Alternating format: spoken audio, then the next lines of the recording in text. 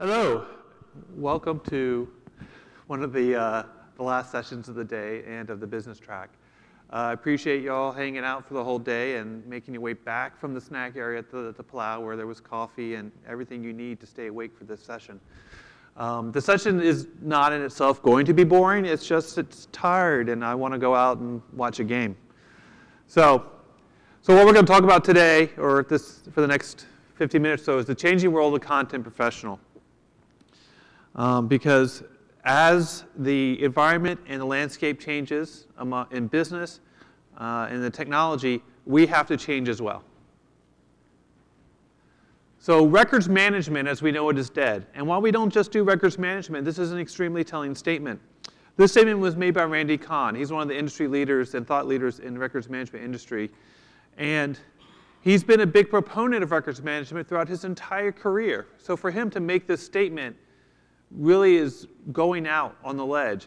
And the problem has been that we've been focused on features and control and all these things that have been very good for the organization but have not been good for the user. The user doesn't want to be a records manager. He doesn't want to be a content manager. They want to do their job. If they're hired in sales, they want to be a salesperson. They want to close that deal to get their commission. They don't want to be messing around with a content management system. That's not what they're being paid to do. So let's talk about where we've kind of gone along these lines. So let's talk about content solutions as they've moved forward. So we started with basic services, and this is basically document management back in the 90s. Save as, version, maybe some basic routing. This was basically taking everything off that network share drive and just throwing it into a system. There was no fuss, no muss, nothing big. It was all about getting control and putting things into a central place. And really, it's about adding search, because we couldn't search those network file drives, and after a while, they piled up. And they were also limited in size back in the day. That's not the issue today, but back in the 90s, they sit there and they go, I'm too full, start, share file 2, and it would just add up. And so that's what we basically did. Basic services, basic connectivity of the content to each other. And then we realized we needed a little bit more. So we started integrating the systems. We started integrating them to other systems. And we got some more features. We got, we could share, we could collaborate, we could do a little bit of workflow. We started to have a little bit more power. We started to realize we weren't just moving from paper to electronic. We could start doing things we couldn't do before because we had gone to electronic. And still, all we were concerned about were features, installing the system, make sure it works. Yep, dial tone. Everything was working, moving forward. We weren't worried about the users. If they didn't like it, we trained them, and they had to use it. And back then, they didn't have many options. Well, things have changed. We are moving on to embedded services, where not only do users not only have to have a choice to not use our system, because they can go out on the internet and get a replacement app for anything we give them. They want that content working wherever they are. They want it on that native OS. They want it in that app. They don't want a separate location. Forget the silo. We talk about silos all the time in content management. And what we're always saying is, well, I have this system here and this system here, and they don't talk. I need one content management system so all my content's in one place. The problem is content management is the silo. We're putting content in one place, and that's not why we're in business. I mean, that's why Alfresco's in business, but even then, our product isn't content. Our product is software. Content is not why we do business. Content is how we do business. I shouldn't have to go to a separate standalone application to access my content. My content should be where I live, where I work. It should be in my CRM system. It should be accessible from my email, from my desktop, from my office. Wherever I'm working, it should be accessible. And yes, there's a system in the back but that system is coordinating. If we don't have the content in there, if it's not where I can use it, I'm going to go get Dropbox or Box or something else to do that for me, and now the organization's lost control. See, now the users have the ability to get around. And the more we lock it down, the more they're going to oppose and try to get around it. Because we can do whatever we want. We can lock down any device. If you allow your users to access any information where they're not physically in your office, they can get around your system.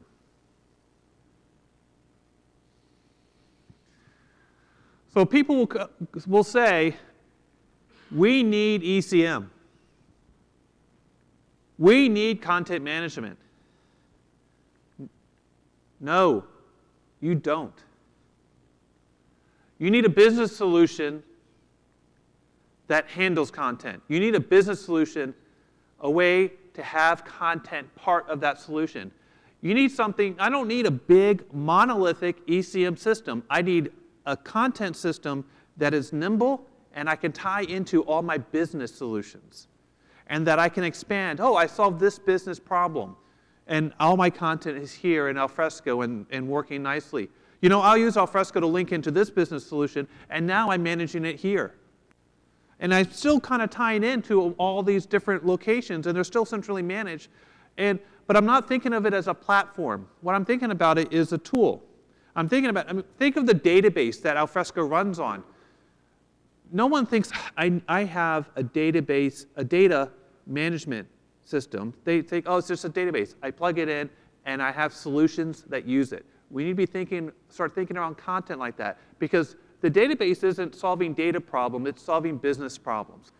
We need to stop we're not solving content problems, we're solving business problems. And that's what we kind of have to start stepping back and thinking about. It's not about the features, it's about the requirements. It's about the needs of the business. So why the change? Why does any of this matter? It can't be because the users are going around, because they're only going around because things aren't working for them. And things have been failing. So these stats are from AIM. I was the CIO of AIM prior to coming to Alfresco, and for those not familiar, it's an association of information professionals. And generally speaking, when they do the surveys, it's a self-selected group. The people they're asking these questions of know what they're supposed to be doing. They know the importance of these systems. These aren't people who are ignorant in the ways of content management and best practices. Only 34% of them are decreasing their volume. The rest are at best holding ground, or they're seeing increased paper records. We've been doing records management electronically for almost 20 years, and we're still not making headway here. Over 50% of organizations have either no vendors or 3 or more vendors inside. Think about it. They're either getting by with nothing, or they have 3 or more. I can see 1 or 2 because you have the old system, you have the new system, so you're in the transition period. But when you start getting to 3 or 4, you've encountered a lot of problems. You said, no, this one didn't work. I'm going to move on to the next one. Nope, that one didn't work. I'm going to move on to the next one. And you can't get rid of the old one because migrating content is expensive and hard and challenging. So now users are having to figure out which content system am I going to. 60% of organizations still primarily use network file shares. Not also, primarily.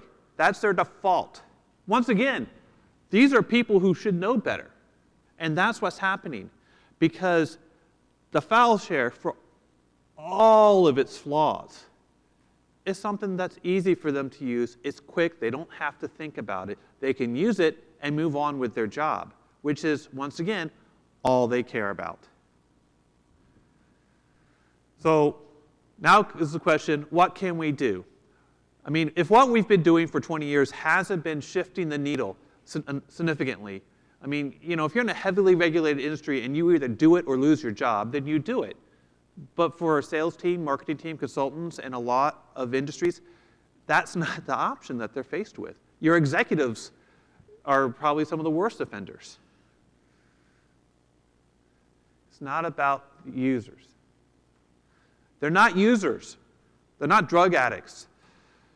Hans Kohler, yesterday from Gartner, said this, and I was slightly upset because I already had this slide made. And this is something we've been discussing for about 6 months in the industry. They're not users. We need to stop thinking about them as users. We're not pushing a drug. For one thing, they would like it better if we were, but we're not doing that. It's about people. These are people who are using the systems. You're using the systems, but these are people who aren't even technology. Might not have a technology bent. When I'm trying to sit there these days, and I didn't start this way. I mean, I learned a lot of hard ways. When I started designing systems more recently, I said, is this something that my grandfather could use? My grandfather was, a naval captain, and he was smart and bright, but it was technology was something he had to adapt to. And my question was, can he use it? Is it something that he would find usable? And I thought the answer was yes. I thought we might be ready to go. And that's something you need to be thinking about. These are people using the systems. We have historically focused on all the requirements for the organization without thinking about the requirements of the people and what they need. So what do we have to do? We need to be the business. We're solving business problems. No matter what the focus is, no matter how small the slice is, we need to understand what the business problem that we're trying to solve is. We need to be their ally. I was working on this one project about 4 years ago, and we had been deploying the system, and it was having, it was expanding, it was consuming a lot of content for the repository, and people were using it because it was just easier than shipping paper across the country. But when that's your alternative, the system looks really good. But what we started doing is when we said, well, we want this other organization to use the system, so we don't have to print it out and send it to them, or pull it from the archives and send it to them. And I'm sitting there in the meeting with our project sponsor, just kind of like, what do we have to do? And I start explaining to them, oh, well, this is what the problem is you're trying to, this is how it's going to help you. This is it. And listening to them, and I was helping my project sponsor make the system go there so his people's life would be easier. And the net effect was my life just got dramatically easier because all of a sudden he understood that I was trying to help him. I wasn't trying to push software. I wasn't trying to push services. I didn't want to get kicked off the project because I like revenue. But the point was I was trying to help him, and he saw me as an ally. And from that point on, he didn't have requests. He didn't have anything. We had discussions. We talked about the challenges. We talked about what we could do. And we worked together. And at that point, the project, while we still faced hurdles, was much easier to handle. And that was the point. That was the key turning point. That was when they tell you, oh, identify with the customer, listen to them, bring them involved. No, be the customer. Be with them. Feel their pain. It's not one meeting's not going to do it. You need to understand to where when someone comes in and says, well, what are you trying to do? You can answer the question as well as one of the employees who's focused on that. What about the content? I mean, let's face it, we're talking about the business problems, but the content's still a problem. It still collects in terabytes, petabytes, there's all this stuff. I mean, what do we do about it? Content is simply data in context. Everything piece of content you've ever seen has structure to it. I write a blog. When I write a blog post, it's broken into paragraphs, which are then broken into sentences, which my grammar school teacher will tell you has a structure, because I had to sit there and say, this is the noun, this is the object, this is the verb, and go through and mark the purpose of every single word. It's data. But unless all that data is in the proper context with the images and everything else that I'm talking about, it doesn't have the meaning. This is a census form from the 1940s in the US. And what they'd go around doing is they would go and interview, door to door, and and record who lived where. And what would happen, let's see if the, all right. So what would happen is, they interview, and this would be the head of the household, and then there would be the spouse and the children. And in the 1940s, it was typically the husband and the wife and then the kids. And it would list, their status and the ages and little details and where they were born. And there were still a lot of, foreign-born, so they'd say, oh, Ireland and which county in Ireland or whatnot, depending on what part of the United States you were in. And you go through. Now, this just seems like a whole bunch of data and, where it was collected. But there's a lot more context here.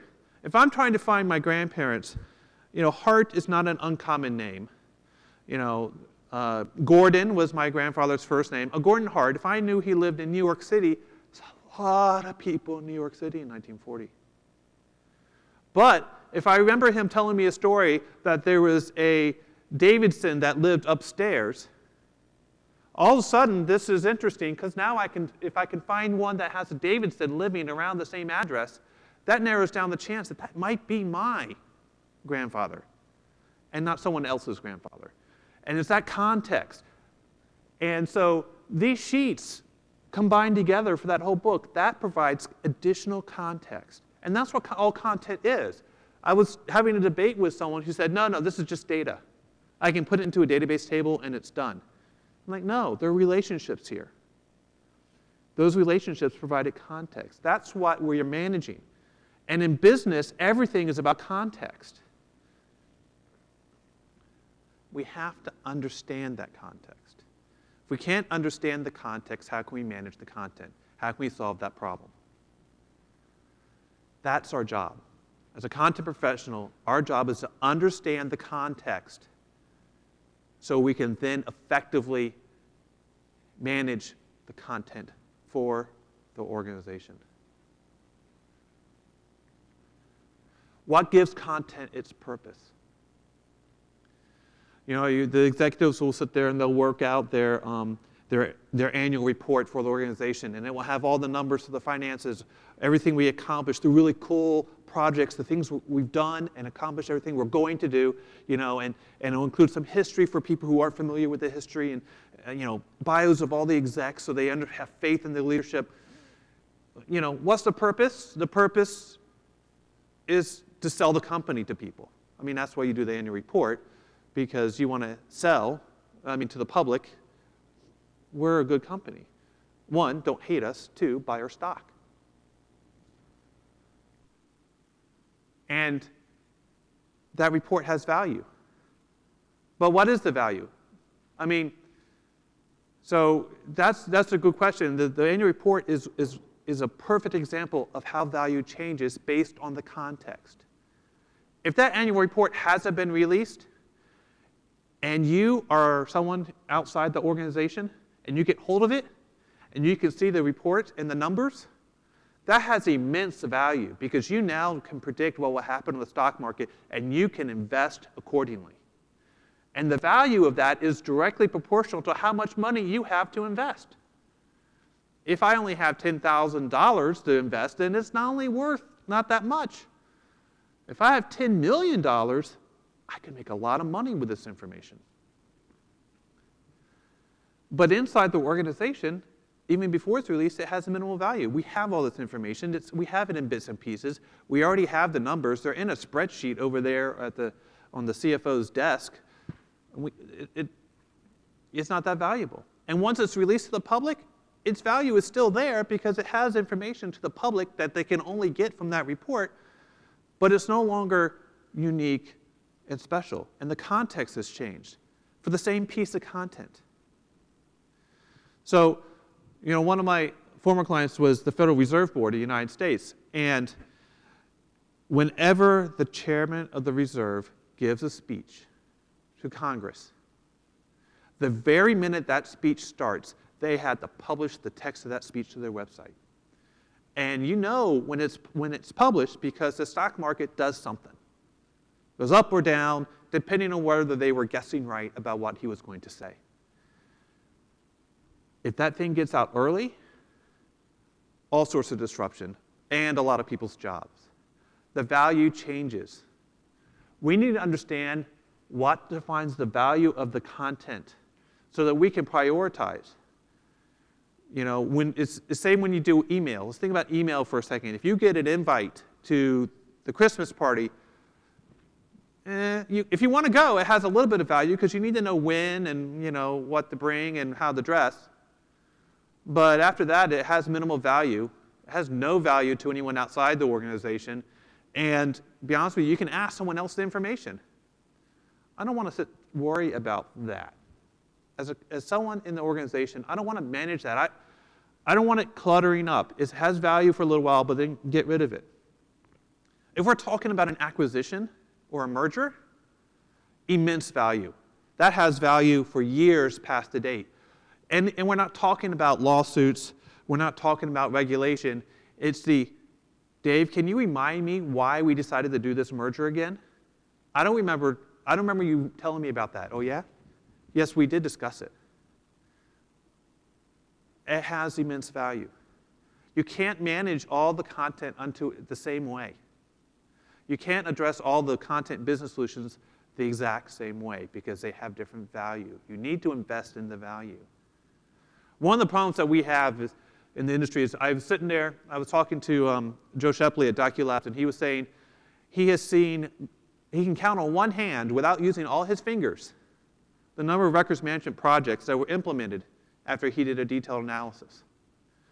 Because when it comes down to it, the executive would say, well, I can invest in this because you can't explain to me the value of doing this, or I can invest in this, which will raise revenue by 10%.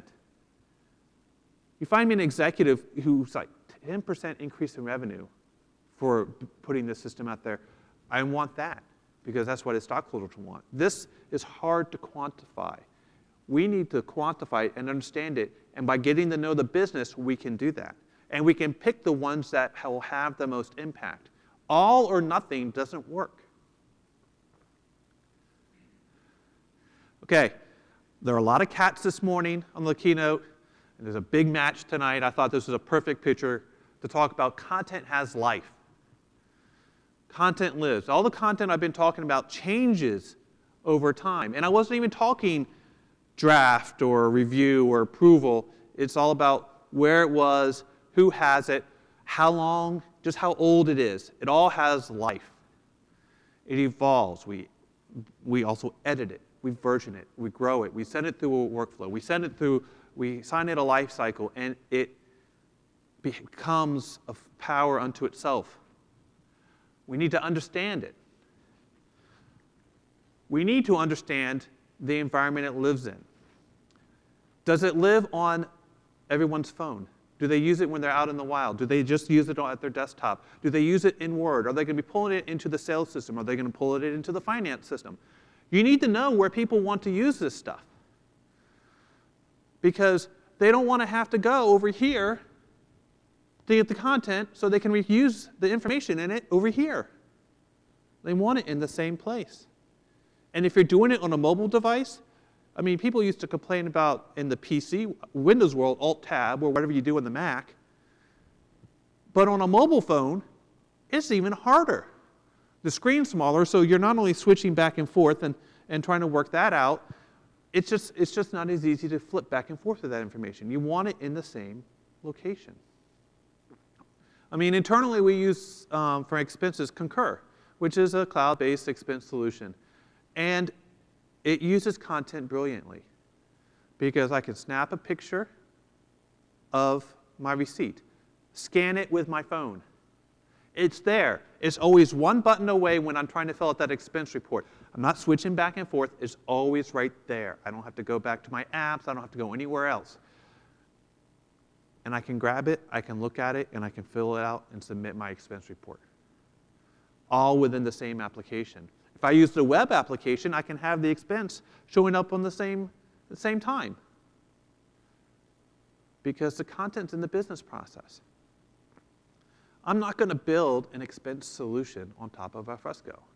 I might tie in my financial system into Alfresco so all my receipts are stored in my content system. And I might have the metadata there so that if I come across the receipt when I'm in Alfresco, I can go, oh, this was for this report on this date. And maybe I have the dollar sign there so I can do some analytics on it. But I would do that in the financial system. I just need enough to tie it back and forth. And so if I come across it, I know what it is. We need to understand the environment all of this content is living in. Because that's where our users live. That's where, excuse me, the people. See, it's a hard habit to break. It's going to take me a long time. Plan for content to get old. I was going to say plan for content to die, but when I threw the puppies on there, I thought that would just be horrible. So we'll talk about getting old. As content ages, you can dispose of it, you can archive it, you do all sorts of things. So you can protect it for a set amount of time, but you need to understand all of that when it's born, because that's the time to start preparing it. That's when you say, I'm starting writing the annual report. We're going to want to keep that sucker for 5 years or 10 years after it's published. I probably should mark it and start capturing the information about it that's relevant now. And I want to do as much of it behind the scenes as possible. So you start capturing, and as the report evolves and grows, then when it's full and it's there and it's published, you say, okay, I need to make sure that it's in a format that I can keep for 10 years, maybe PDF-A, which is useful for archiving. I need to make sure that I have all the relevant data. And I need to make sure I don't put it on some disk somewhere that's going to explode and then I've lost it. I need to make sure I have redundancies for it so I don't lose it. But I need to start planning that from the beginning. And when it's important content, you can take that time. But if it's just an email about a Christmas party, if you treat all the emails the same, that is a lot of effort to go into to find out about a Christmas party later. A lot of people do email archiving. They say, oh, I'm going to keep everything for 4 years. That's great. I can go and look to see what time and place we did Christmas party the last several years. It has no value. Oh, well, and by the way, I send it to everyone in the organization. So if there's 5,000 of us, there's 5,000 of those emails. Plan for it to get old, but plan early. Think about it. Hey, when you talk to the business, there's the legal requirement, but how long do you need it? How long does it have useful life? Because you can leave it in the system and just kind of hide it so it doesn't clutter when they're trying to work with the stuff that's active. See, wrapping up so you all can get ready for the match. Forget features. We need to focus on the need. The fact that we went after checkbox feature after checkbox feature and focused on the management and not on the usability and what needed to be solved is what has cost us. You go to the older the content management system from any software vendor, the longer it's been in production, the more options there are when you right-click on anything. That's the problem. Users don't usually want to hit save or save as. We need to manage that stuff behind the scenes. Forget the features. Focus on what they're trying to accomplish. Don't give them everything. They don't need everything. After all Box does is save. Dropbox does is save. And how many people use that? Probably less in Europe than in the US, but in the US it's like a plague. Make content part of the business, not an application. I have an application for managing and delivering engineering drawings to the engineers out in the field, and for the people who are designing them, and for our designers. I'm not building a content application, I'm building something for my engineers. That's the approach you need to be taking. Make the lives of the people in the business simpler, and they'll love you. I can't tell you how many projects I've been on, and they go, oh, God, here comes Laurence. He's going to make us use that system again. If they view you as an ally and someone who's trying to solve the same problem that they are, they're going to come to you and say, hey, I have this problem. I'm getting all these documents from our partner, and my email's getting cluttered. I can't find them. We're losing track of stuff. Can you help me? Can we find a way to work with our partner, our external partner together? I'm like, yeah, I think we can figure something out, something they can use as well as us. You know, be it a hybrid cloud or some other, you know, open up connections to our internal system, whatever works for us. But here, I'm a problem solver. I'm not pushing a system. And that's where you want to get to. Any questions? No? Does everyone really want to go see the match that badly? It doesn't start for another couple hours. All right. Well, thank you.